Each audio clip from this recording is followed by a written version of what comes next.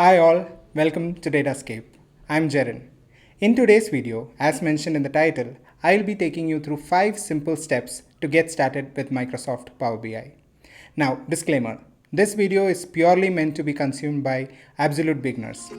What are we waiting for? Let's get started.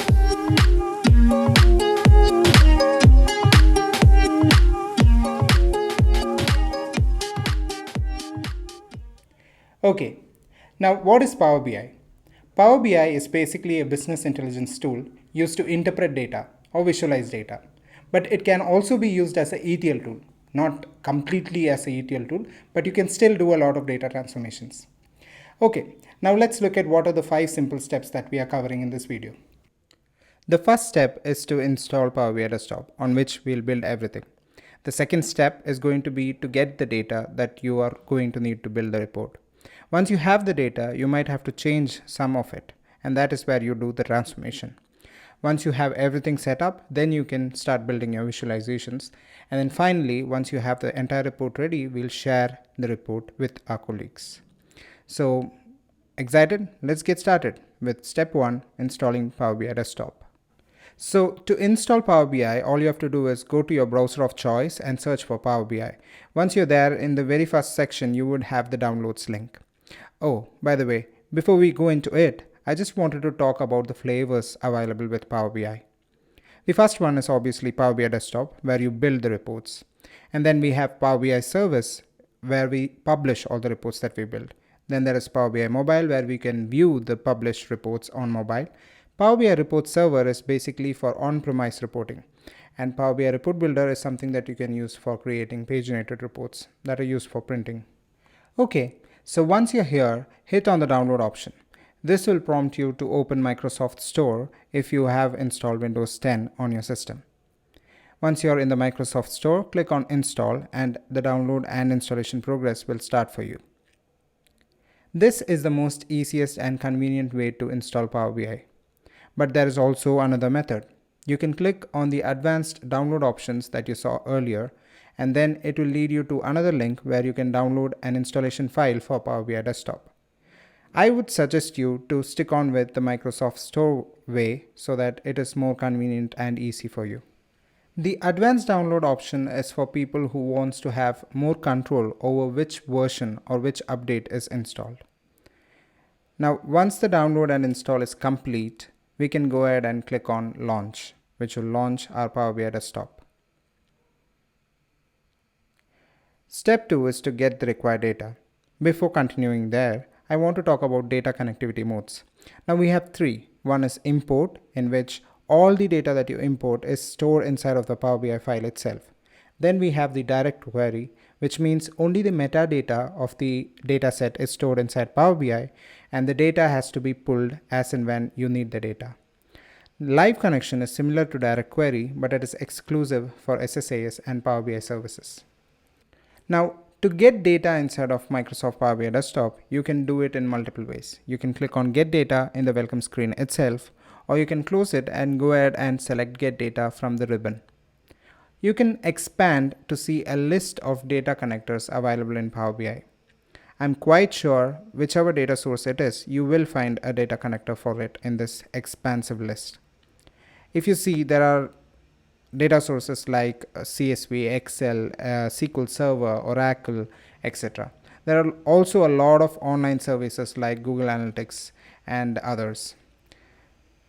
Now, if you don't have a dataset available with you, you can click on Try a Sample Dataset here. But for this video, we'll be connecting to Excel. So click on Excel Workbook and select the Excel that you want and click Open. Now what Power BI does here is basically it's trying to create a connection between the Excel Workbook and the Power BI Desktop file that we're just building. So once that connection is established, it will show you a navigator window where you get to see all the sheets in the Excel. Now it is considered as tables inside of the navigator window. So here you can basically go through what are all the tables that have been imported. You can select on a particular table or the sheet from the Excel and see a preview of the same sheet on the right side. You can see all the columns that are available and some data from them. Now, doing so, you can basically select the tables or the sheets from the Excel that you want to import inside of Power BI. For this video, I'm going to need all of the tables. So I'm just going to select all the tables and I'm going to click on load. But before going there, let's see what is our next step. Our next step is to transform the data. To do so, you can either click on load here and then click on transform once you have loaded, but you can also click on transform data, which I did right now. So once you click on the transform data option, you will be greeted with this particular window, which is called the Power Query Editor window. Now in this screen, what you see is basically the data that you imported. On the left side, you see queries. So basically those are the tables that you just imported. On the right end, you have the query settings, the name of the query, meaning the table, and also the applied steps. This basically contains each change that you do. So if there is a transformation that you apply, that will be added as a step, which you can delete or change the settings. Power BI does a wonderful thing by going through all of the data in the columns and tries to adjust the data type of each column according to the data that it finds in the columns. Now, if you do not want to keep it as is and you want to change the data type further, for example, in this case, let's say the sales order line key, I want it to be a text column and not a number column as it is detected. So I can go ahead and click on the number and change it to a text. Now look what happens here. It asks me if I need to replace the current step or if I need to add a new step. I will add a new step. Now under applied steps, we have a new step right now and the data type has been changed to a text. If I don't want to keep that, I can remove it by clicking on the into mark. Now once I've done, I also want to show you multiple other transformations. So you can go to the transform tab or in the home tab itself. For example, if we do not want to keep certain rows, I can go to remove rows, and for example, we can remove the duplicates. What happens here when I click on the remove duplicates is basically on the sales order line key, if there are duplicates, the entire row for those duplicate values gets deleted. And of course, there is a applied steps added as well. In this case, I'm going to remove because I know that there is no duplicates in this column. One other thing that you can do is, for example, the customer name has been given here, and if you want to split it as first name and last name, we have an option to do that as well. For this, what you have to do is select the customer column and then go to split column and choose by delimiter. Delimiter basically means a space or a comma or etc.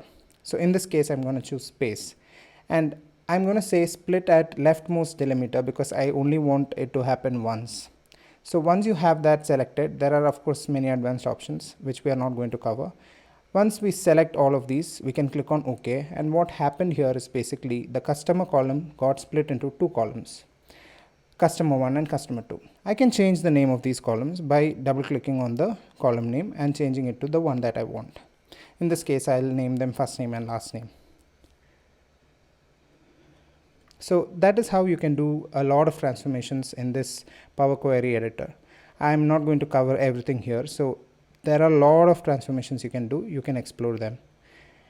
Once you have happy results, you can click on close and apply, which will then apply these changes that you just created and loads the data accordingly into Power BI. Okay, so once all the tables are loaded inside of Power BI, you can see all of the tables that we just loaded on the fields pane in the right side. You can see all the table names, and if you expand them, you can see all the columns that are there inside of each table. Now, let's see what is the next step. The next step is to build visualizations. In Power BI, there are multiple ways you can do this. So I'm going to show you one or two methods of building a visual, and you can explore the others. So let's say I want to look at customer based sales performance. So for that, what I'm going to do, so in this case, I'm going to use city. So I'm going to pull city into the report canvas. Now what Power BI does here is basically it automatically understands what kind of data is in that particular column, and it maps to a visual of the appropriate type. Once you have that, I'm going to pull the sales amount also into the same chart. Now I can move this around freely. I can reduce the size, I can increase the size of the chart, I can move it around in the report canvas, I can put it to the left or the center. There are red lines that allows me to align it to the center actually. So once I've done that, basically what Power BI has created is a map visual. Because the city is a geographical location, it has automatically suggested this particular visual. And I've put sales amount into the size field. So what happens here is basically in the map visual, for each data point, in this case each city, we have the sales amount shown, and the size of these circles are basically based on the sales amount itself. So that is what has happened here. Now let's say I don't want to use this visual and I want to change it to be a column chart or a bar graph. So I can select this visual, and under the visualizations pane I can select stacked column chart. Now I don't like the way this looks because there are way too many data points. So I can probably change this to a pie chart. But even a pie chart, this is not a great way of representing the data because there are way too many data points. In this case, we can filter out certain data using the filters pane. So in here, we see under the filters on this visual, the city is already present. So if I need to select only a few cities, I can select the ones that I need, and then the pie chart will filter accordingly. But if I want to select everything and not have the not applicable field here, I can select all and then deselect not applicable. But even then there are too many data points. So let's do top n from filter type. Let's say we want to show top 10 cities. So I type 10 and then by what value. So I drag and drop sales amount there and apply filter. So right now we are basically seeing top 10 cities, but not applicable is still there. So we will drag and drop the city as another filter and select all but deselect not applicable. This way we have filtered out for only the top 10 cities based on the sales amount. Now let's say I want to convert this back to a bar graph. I can click on the stacked column chart. Once I've done that, let's say in this case I want to show the sales amount not on the axis but on top of each graph. For this we can go to the format options, and from the format options I can click on the data labels and I can turn it on. What that does is basically it adds each data points on top of each of these graphs. This is a better way of showing the data labels. Now in this case I don't want the y-axis anymore, so I can turn it off. This makes it look better. Now I can resize the chart as I wanted, and let's keep it in the left of the report canvas. I can also add some shadow to make it look good. Similarly, you can do a lot of other formatting changes as well. Now let's try to build another visual. So I'm going to do category wise sales data this time. So I pull the category into the report canvas and I also pull the sales amount. Notice that this is a table format. I can change it to, for example, in this case, because there are only few categories, we'll make it a pie chart. So once we have this, if you see, we basically have the categories listed on the right side as legends, right? To understand which part of the pie chart is what. So let's say this legend has to come in the bottom. So for that we go to the format options and change the legend position to bottom center. It looks much better now. So even for this, I'm going to do a couple of format changes. I'm going to add a shadow just like the other chart. To align these two charts, you can drag, and so you have this red line which allows you to align them together. But in case you don't want to do that, you can also select both the charts, go to the view format options and then click on align and align middle. So everything looks aligned. So let's say I want to give a title to the report. For that I can go to the insert tab and click on text box. I can write whatever I want. In this case I'm going to just call it the report heading. Once you write down what you want, you can select that and change the text size or make it bold, etc. Now just like we did with the other visuals, you can move it around freely in the report canvas. So I'm going to put it at the top and pull down the other charts.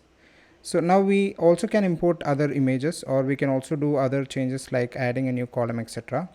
In the view tab, we can also change the entire theme of the report to what we want. I wouldn't suggest this method, but if you have custom themes, you can use it. Okay, now we have created a report with a few visuals. The next step is to share the reports. In Power BI, normally in enterprises, when we want to share the reports, we do so by clicking on the publish button here. But for that, we'll have to have an organizational account and sign into that account.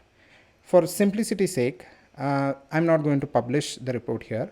Let's say you want to share this to your colleague. So one option that you can do directly from Power BI desktop is to share it as a PDF. To do that, basically what we have to do is go to the files menu and go to export and click on export to PDF. The Power BI will create a PDF of all the reports or all the pages in the report, and it will look like this. The only downside here is that this cannot be interacted with, right? It is a photo of the report. Okay, so those were our 5 simple steps to create your first report in Power BI. I hope you liked this video. I will be doing further videos on this channel regarding BI tools, some more detailed videos as well. So please do subscribe to the channel so that you don't miss out on those videos. Please drop a like if you liked this video, and also please give your valued suggestions in the comment sections below. Thank you. This is Jaren signing off.